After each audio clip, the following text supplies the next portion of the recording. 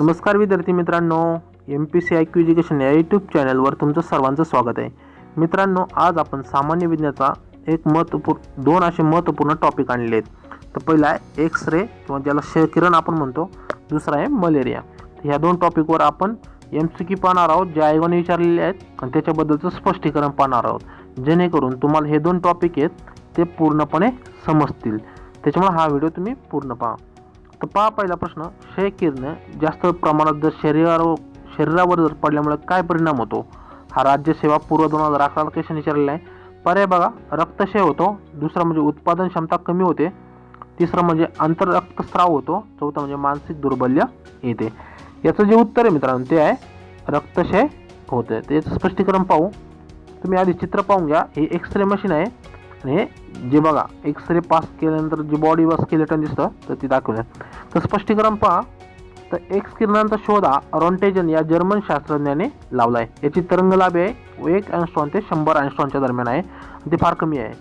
X किरणे तयार करण्यासाठी काय वापरतात? तर कॅथोड किरणे वापरतात. डॉक्टर हे 60,000 व्होल्ट विभवांतर वापरून एक्स किरणे तयार करतात. विभवांतर म्हणजे पोटेन्शियल डिफरन्स. फिजिक्सचे स्टुडंट असाल तर तुम्हाला माहिती. तर बघा, जेव्हा हे किरण शरीरावर पडतात त्यावेळी काय होतं, हे जी किरणे आहेत ते मांस म्हणजे आपलं जे बघा जे हाडावरचं मांस आहे त्याच्यामधून पार होतात, परंतु हाडामधून आरपार होत नाही. एका व्यक्तीला एका आठवड्यात एक्स किरणे हे 1 रोंजन एवढी मात्रा सुरक्षित दिली जाते.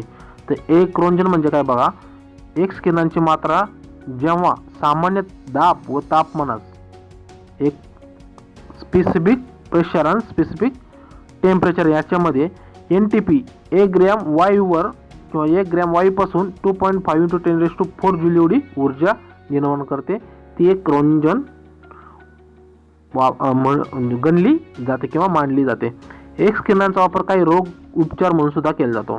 समजा उदाहरणार्थ कॅन्सरचे बघा ज्या पेशी आहेत तर त्या पेशी नष्ट करण्यासाठी या एक्स किरणांचा वापर केला जातो.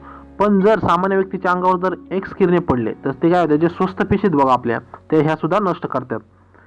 पण जे डॉक्टर आहेत बघा हे डेली एक्सरे ट्रीटमेंट करीत असतात. बघा काही डॉक्टर स्पेशलिस्ट असतात एक्सरेच्या, तर ते काय करतात, जे शिशे आहे बघा त्यांना तेव्हा शिशे हा शब्द सांगतो कारण क्वेश्चन बनू शकतो की डॉक्टर लोक जेव्हा एक्सरे मशीन हँडल करतात त्यावेळी कशाचे कपडे हे संरक्षण म्हणून वापरतात. तर कशाचं आहे, तर शिशे आहे. एक्स किरणामुळे शरीरात किंवा शरीराच्या आतमध्ये जे मूल्यवान वस्तू आहे बघा, हिरे सोने लपवले असेल तर ते सर्व काय होतात, शोधता येतं. समजा जे एअरपोर्ट वगैरे बघा इथे त्याचा जास्त प्रमाणात वापर होऊ शकतो.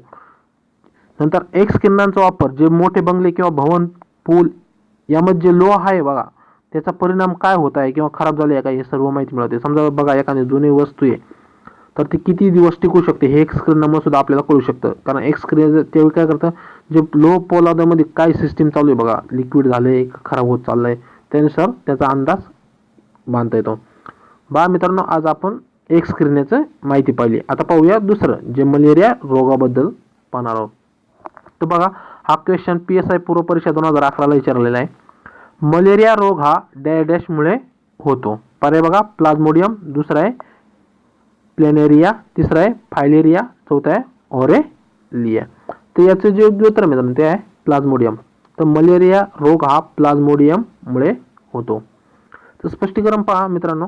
त्यापूर्वी ही बघा मादी माशी जी मादी बघा मच्छराची ती आणि कसं जे डायरेक्शनमध्ये बघा कोणाला इन्फेक्शन कसं होतं मलेरिया, तर त्याच्याबद्दल हे चित्र आहे बघा.